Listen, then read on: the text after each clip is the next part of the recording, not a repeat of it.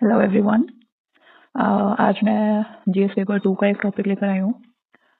ये मेरे नोट्स का ही है, तो मैंने सोचा मैं शेयर करूँ आप लोगों के साथ। तो मैंने पहला टॉपिक लिया है आज, role of civil services in democracy. ये एक टॉपिक है, इससे रिलेटेड कई तरह के क्वेश्चंस बनते हैं मेंस में। तो मैंने एक मॉडल क्वेश्चन को एज एग्जाम्पल लिया है और उसके बाद जो भी कंटेंट इसमें रिक्वायर्ड होगा वो हम इसमें यूज़ करेंगे।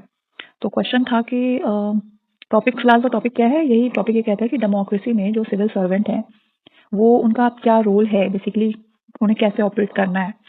तो क्वेश्चन है कि the transition from rule based to a role based civil service is essential to meet the aspirations of 21st century democracy. मतलब कि जो पहले से एक सोच बनी आ रही है कि पावर मिल जाएगी तो हम अपनी मनमानी करेंगे, रूल करेंगे, उस टाइप का जो थिंकिंग था उसमें अब चेंज लाने की ज़रूरत है, उसमें ट्रांजिशन चाहिए। तो किस तरह का रोल बेस्ड, मतलब आप अपनी पावर का नहीं बल्कि आपका जो काम है उस पर फोकस करो। So the question is the transition from rule based to role based civil service, वो आज के 21st सेंचुरी में एसेंशियल है। तो हमको इसमें जो इमर्जिंग ट्रेंड्स हैं उन पे फोकस करना है और जो भी रोल हैं सिविल सर्विसेज के, सिविल सर्वेंट के, उनको इसमें लिखना है। तो सबसे पहले हम क्या करेंगे, मतलब अपनी क्वेश्चन की शुरुआत कैसे करेंगे, इंट्रो में क्या लिखेंगे। इंट्रो में हम कोई एक 2-3 लाइन लिखेंगे जो कि सिविल सर्विसेज को डिफाइन करती हो। डिफाइन इन द सेंस कि एक उनकी जो काम है उनका ओवरऑल उसको डिफाइन करेंगे। जैसे कि ये एक फ्रेज है ये कि the civil services the steel frame of India. Civil services जो है इंडिया का स्टील फ्रेम है, क्योंकि ऐसा है ना कि जितनी भी पॉलिसीज वगैरह बनती हैं तो ये कहाँ से बनकर आती हैं, सिविल सर्विसेज में जो है, एडमिनिस्ट्रेटिव डिपार्टमेंट में जो है, यहीं से तो सारी पॉलिसीज बनती हैं हर एक डिपार्टमेंट से रिलेटेड, चाहे फिर वो फाइनेंस हो, चाहे रूरल डेवलपमेंट हो, इकोनॉमी से रिलेटेड हो, इंफ्रास्ट्रक्चर हो, किसी भी टाइप का।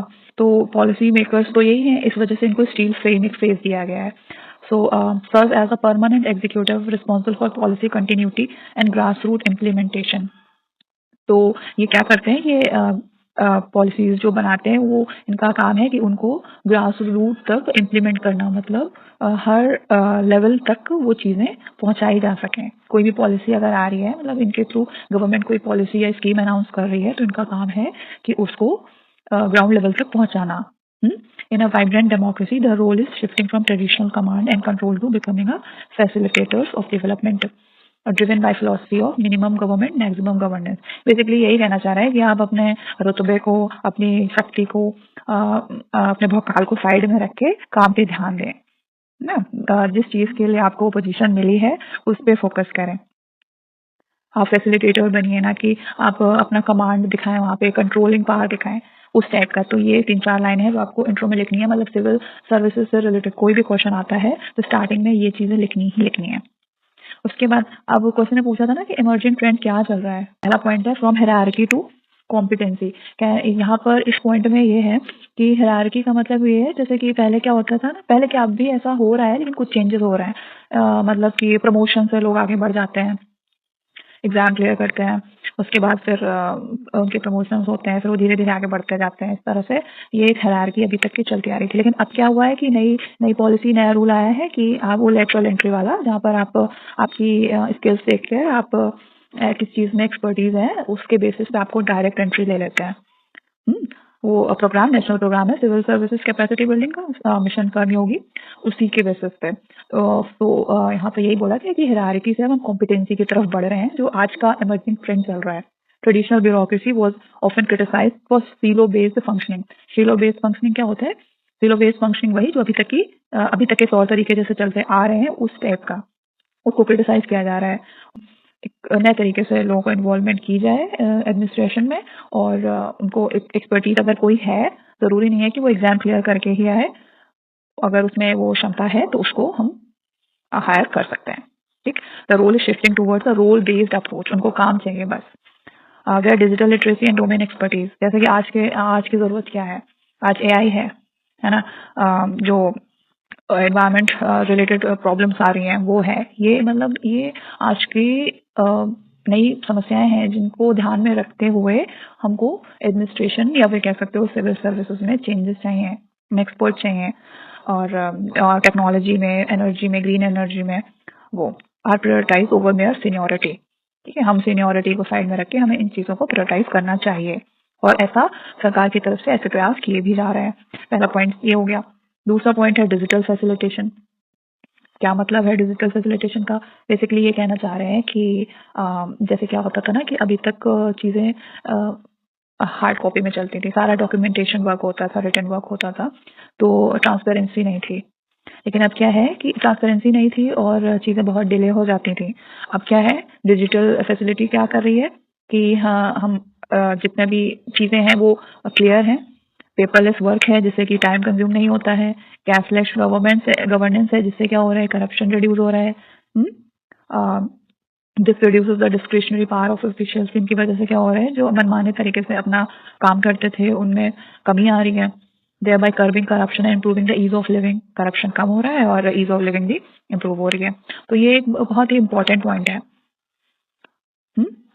फिर थर्ड पॉइंट है स्पेशलाइजेशन वाया लैटरल एंट्री। वही चीज़ जो हमने इसमें हायरार्की से कॉम्पिटेंसी की तरफ जिस एक्सप्लेन किया था, वही चीज़ें इसमें भी दी हुई हैं कि modern governance require technical depth. Inducting specialist at joint secretary level acknowledges the generalist IAS officer must now collaborate with domain expert to handle complex issues like climate change, cyber security and global trend। समझ रहे हैं? मतलब अगर emerging जो problems हैं, अगर उस वक्त की रिक्वायरमेंट जो है और उसके अकॉर्डिंग अगर कोई उन्हें मिल रहा है कि स्किलफुल पर्सन किसी पर्टिकुलर फील्ड में, तो वो उसको हायर करेंगे। और ये सही भी है एक तरीके से। थोड़ा सा मतलब जो एक्सपीरियंस हैं उनको लगता है कि उनके साथ ही गलत हो रहा है, लेकिन अगर हम ब्रॉड पर्सपेक्टिव से ये सोचें तो कहीं ना कहीं ये चीज़ें सही हैं। हम कुछ स्टेप्स को क्रॉस करके या कुछ समय बाद उस जगह तक पहुंचेंगे, लेकिन अगर अगर कोई एक्सपर्ट मिल रहा है तुरंत सिचुएशन को, तुरंत प्रॉब्लम को सॉल्व करने के लिए, तो प्रॉब्लम क्या है, वो आप लेटरल एंट्री कर सकते हो अकॉर्डिंग टू मी। बाकी इस पे भी कई सारे इश्यूज हैं। फिलहाल हमें तो एक सरकार के हर एक स्टेप को पॉजिटिवली अपने आंसर में फ्रेम करना है, नेगेटिव नहीं जाना है। इस वजह से फिलहाल हमें इसको अच्छा ही बोलना है। नेक्स्ट पॉइंट हम इसमें लिखेंगे डेटा ड्रिवन डिसीजन मेकिंग। क्या है, अब सब कुछ डिजिटल हो रहा है, सारा डेटा ऑनलाइन है, तो अब जो डिसीजन लिए जा रहे हैं वो एक प्रॉपर डेटा के बेसिस पे लिए जा रहे हैं। मतलब लिए क्या जा रहे हैं, मतलब इतनी इंफॉर्मेशन है हमारे पास कि अब हम उन सबको मॉनिटर करके और एक यूजफुल डिसीजन लेते हैं फॉर द डेवलपमेंट।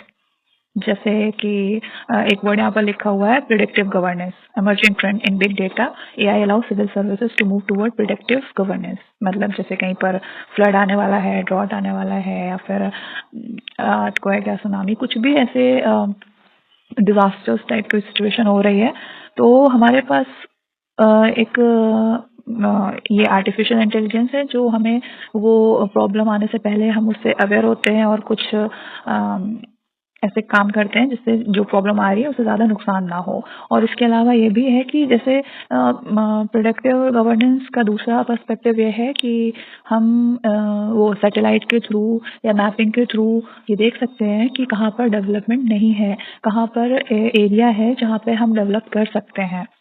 मतलब पहले क्या था कि हमें पता नहीं चलता था कि हमें कहाँ रिक्वायरमेंट है, कहाँ रिक्वायरमेंट नहीं है, तो उससे क्या होता था कि हम डेवलप नहीं कर सकते थे। और जो गवर्नमेंट की एक स्कीम है PM गति शक्ति, तो इसका काम यही है कि आप देखें कि किस एरिया में रिक्वायरमेंट है, कहाँ पर रिसोर्सेज हैं, कहाँ पर हम इंफ्रास्ट्रक्चर खड़ा कर सकते हैं, कहाँ मतलब कैसे हम लोगों क्या मतलब जोड़ सकते हैं, कनेक्टिविटी को बेटर बना सकते हैं और इंडस्ट्रीज लगा सकते हैं, लोगों को रोजगार दे सकते हैं। तो इस तरह की लोकेशन फाइंड आउट करने में और फाइंड आउट करने के बाद वहाँ पे डेवलपमेंट करने में इजी होता है। तो यहाँ पे एग्जाम्पल में है कि using GIS mapping to identify infrastructure gap in the PM Gati Shakti master plan ensures more efficient resource allocation.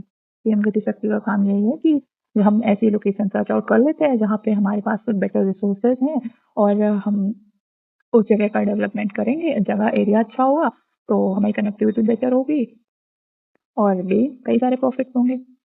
तो ये data driven decision making, basically हमारे पास इतना सफिशिएंट डेटा है जिसके बेसिस पे हम एक अच्छा डिसीजन ले सकते हैं। नेक्स्ट है स्ट्रेंथनिंग सोशल कैपिटल। क्या है मतलब स्ट्रेंथनिंग सोशल कैपिटल? यहाँ पे सोशल कैपिटल का मतलब क्या है? जनता, we the people. Social capital को स्ट्रेंथन कैसे? Civil servant are increasingly acting as catalyst of Jan Bhagidari, people participation. जो सिविल सर्वेंट्स हैं जो आज के, वो एज अ कैटलिस्ट काम कर रहे हैं, मतलब वो पीपल्स का पार्टिसिपेशन को इन्वॉल्व कर रहे हैं, जैसे कि इन्वॉल्व करने की कोशिश कर रहे हैं। जैसे हमारा जो स्वच्छ भारत है जो चल रहा है, तो एक बात बताएं कि सिर्फ गवर्नमेंट के करने से या फिर ऑफिसर्स के करने से, गवर्नमेंट एम्प्लॉयज के काम करने से क्या भारत स्वच्छ हो जाएगा? नहीं। जब तक हर एक इंसान जागरूक नहीं होगा, अवेयर नहीं होगा इन सारी चीज़ों से, तो तब तक तो चीज़ें बेटर नहीं हो सकती। तो इसका मतलब ये है कि हम फोकस कर रहे हैं कि हम लोगों को जितना इन्वॉल्वमेंट कर सकें चीज़ों में, अपनी स्कीम्स में जितना इन्वॉल्व कर पाएँ उनको। Because the bureaucracy shifting from being administrators to social mobilisers, कि अब ब्यूरोक्रेसी सिर्फ एडमिनिस्ट्रेटर ही नहीं बन रही है, बल्कि आम जनता में आके उनकी बातें सुन के उनकी इन्वॉल्वमेंट में भी इन्वॉल्व हो रही है। जैसे जल जीवन मिशन है। जल जीवन मिशन क्या है? जैसे पब्लिक की इन्वॉल्वमेंट है ना, मतलब कि पानी को घर घर तक पहुंचाना, स्वच्छ पानी। और सेल्फ हेल्प ग्रुप वाला में ये जो स्कीम आज से नहीं, काफ़ी टाइम से चल रही है। तो हम क्या कर रहे हैं, सेल्फ हेल्प ग्रुप में एम्पावर कर रहे हैं ना वुमेन्स को। तो इसमें क्या पब्लिक की इन्वॉल्वमेंट है, पीपल पार्टिसिपेशन है। मिशन लाइफ एक प्रोग्राम है जो कि इन्वायरमेंट से रिलेटेड आने वाली प्रॉब्लम्स के लिए अवेयर करता है, सस्टेनेबल रिसोर्सेज के लिए बोलता है।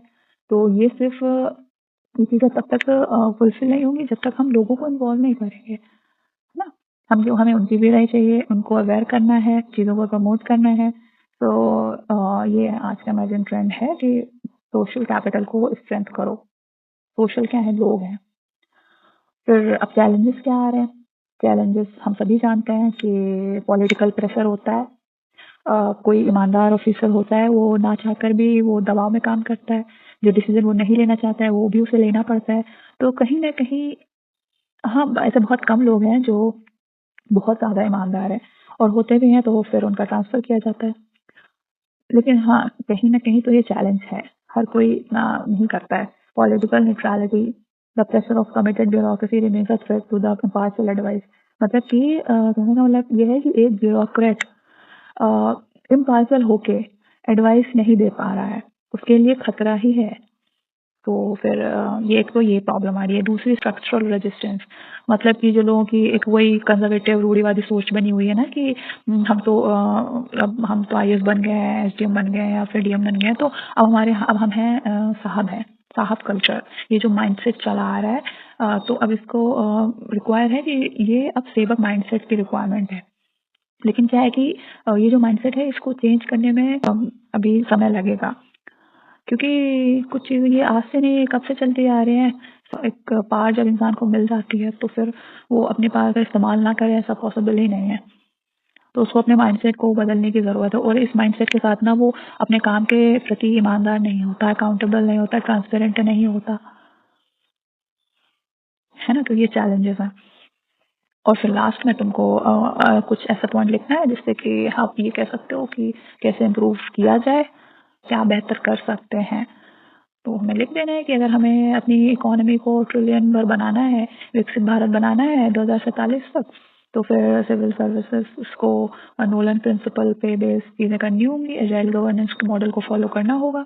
तो नोलन प्रिंसिपल क्या होते हैं? नोलन प्रिंसिपल ही एथिक्स का टर्म है जिसमें कुछ टर्म्स आते हैं, इंटीग्रिटी और ऑब्जेक्टिविटी।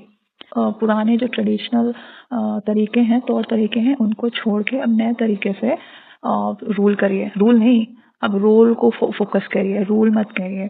आप अपने चीज़ों में ट्रांसपेरेंसी लाइए, अकाउंटेबिलिटी लाइए, ऑब्जेक्टिविटी लाइए, और लोगों के लिए काम करिए, ना कि अपने लिए। अपना पेट भरिए, अपने बारे में सोचिए, ना कि अपने पावर का इस्तेमाल गलत तरीके से करिए। ये होते हैं। ये लोनल प्रिंसिपल हमने कहाँ से लिए हैं? ये हमने यूके से लिए हैं। ये हमारे यहाँ के नहीं है, लेकिन हम ये चीज़ें बेटर हैं एडमिनिस्ट्रेशन में, हम लोगों ने वहाँ से लिया है। और वही सेम चीज़ है, एजाइल गवर्नेंस भी यही बात कहती है। Their role is no longer just to rule but to empower the citizen as the primary stakeholder in democracy. बोल रहा है कि अब सिर्फ आपको रूल नहीं करना है, अब आपको जनता को प्रायोरिटी में रख के, उनको पहले रख के काम करना है। ये चीज़ है। तो अब सिविल सर्विसेज से रिलेटेड कोई भी क्वेश्चन आना है, आपको यही पॉइंट्स मेंशन करने हैं। ज़्यादा करोगे, हाँ, अगर कोई यूनिक पॉइंट है आपके पास कि और क्या सुधार लाए जा सकते हैं या फिर और क्या चैलेंजेस हैं और क्या चैलेंजेस आ सकते हैं, अगर वो है अलग से कोई पॉइंट तो मेंशन करिए। और आपको आंसर ना पॉइंट में ही लिखना है। एग्जामिनर क्या करते हैं, सिर्फ आपके हाइलाइट्स लिखते हैं, जैसे कि यहाँ पे पॉइंट्स लिखे फ्रॉम हायरार्की टू कॉम्पिटेंसी, इसके अंदर डिटेल में वो पढ़ेगा ही नहीं। ऊपर ऊपर देखेगा कि हाँ जो भी जैसे मिशन कर्मयोगी है, रोल बेस्ड अप्रोच है, सिलो बेस्ड फंक्शनिंग है, इनको सिर्फ आपको ब्लैक में से हाईलाइट करना है बस। और इस तरह से पॉइंट वाइज अपना आंसर रेडी करना है, इस तरह से। ओके, अब अगली क्लास में कोई दूसरा टॉपिक लेके आएंगे और लेकिन रहेगा GS2 का ही। Okay, thank you.